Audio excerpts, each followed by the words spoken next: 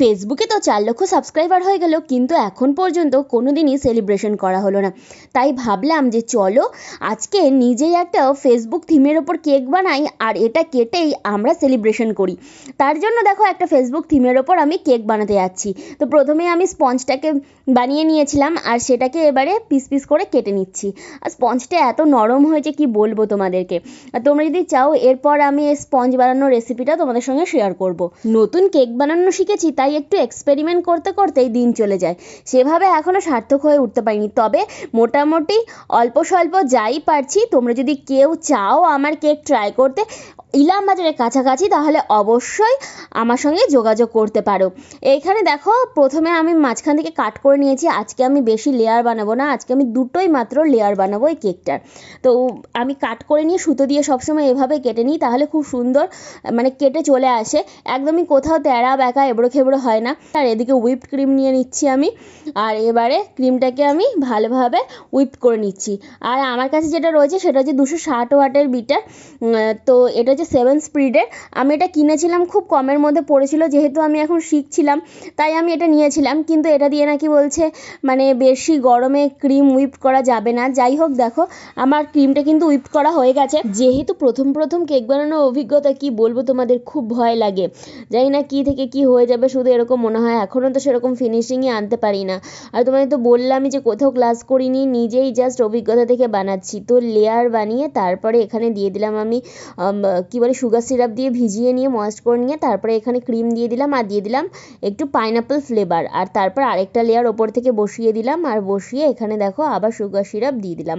আমি সত্যি চাই যে কেকের বিজনেস করতে, তো তোমরা আশীর্বাদ করো মন প্রাণ দিয়ে যেন আমি এটাতে সাকসেস হই।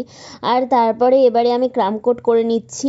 আর সেভাবে স্প্যাচুলা তারপরে হচ্ছে কিছুই আমি ঘোরাতে পারি না। আর এই টার্ন টেবিলটা দেখতে পাচ্ছ, এটা আমার হচ্ছে প্লাস্টিকের টার্ন টেবিল। এগুলো আমি কিনেছিলাম খুব শখে কেক বানাবো বলে। 4-5টা কেক বানিয়েছি, তোমাদের সঙ্গে অবশ্যই শেয়ার করব।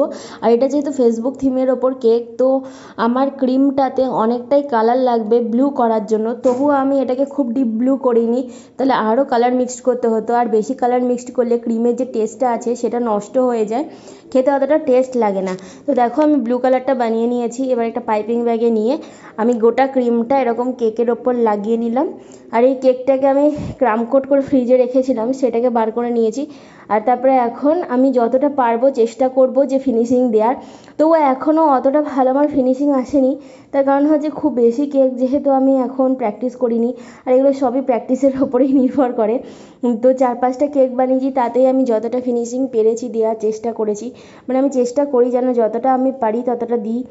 আর এভাবে আমি গোটা ক্রিমটা লাগিয়ে নিয়েছি। আর এভাবে না পাইপিং ব্যাগ দিয়ে লাগালে খুব সুবিধা হয়, মানে খুব তাড়াতাড়ি ফিনিশিং চলে আসে। এখনও টার্ন টেবিলটাকে আমি সেই ইজিভাবে ঘোরাতে পারি না, তবে আমি চেষ্টা করছি যতটা পারি ফিনিশিং দেওয়ার।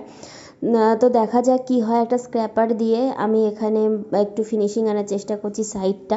তো তোমাদের কেকটা কেমন লাগছে অবশ্যই আমাকে কমেন্টস করে জানিও যে তোমাদের কেকটা কেমন লাগলো। আর ভবিষ্যতে কি আমার কোনো ভবিষ্যৎ আছে কেক নিয়ে, কি আমি কাজ শুরু করতে পারি, কি মনে হচ্ছে তোমাদের, চেষ্টা করলে কি হবে অবশ্যই জানিও। যাই হোক, আমি এখানে একটু ওপরটাও ফিনিশিং করে নেওয়ার চেষ্টা করছি। আর তোমরা কারা কারা কেক বানাও প্রফেশনালি, তারা আমাকে চাইলে একটু হেল্প করতে পারো, মানে নানা রকম সাজেশন দিয়ে, তাহলে আমার খুব ভালো হয়। যাই হোক, তোমরা এই কেকটা দেখে কি বুঝলে, কোথায় খারাপ বা কোথায় ভালো, কোথায় ভুল ত্রুটি হয়েছে সেটা আমাকে কমেন্টস করে জানিও। তো আমার কাছে যেহেতু ফন্ডেন্ট নেই, তার জন্য আমি এখানে সাদা ক্রিম দিয়েই ফেসবুকের এই লোগোটাকে বানিয়ে নিচ্ছি। তো একটা কাঠি দিয়ে প্রথমে ড্র করে নিয়েছিলাম, তারপর যতটা পারছি চেষ্টা করছি ফিনিশিং দেওয়ার। তো খুব ভয়ও লাগছে যে এফটা ফিনিশিং করতে পারবো কি না, কী হবে আদৌ। ভয়ে কিন্তু অর্ধেক আমার হাত কাঁপতে শুরু করেছে, কারণ তোমরা এই যে সাদা ক্রিমটা দেওয়া দেখলেই বুঝতে পারবে। এরপর কষ্টে মষ্টে একটা স্ক্র্যাপারের সাহায্যে আমি এফটাকে কমপ্লিট করলাম। এরপর নিচে একটা ছোট স্টার নজল দিয়ে ব্যাস একটু বর্ডার দিয়ে দিলাম। আমার কেক কমপ্লিট হয়ে গেছে। আর তোমরাই এবার দেখো এটার ফাইনাল লুক কেমন হয়েছে।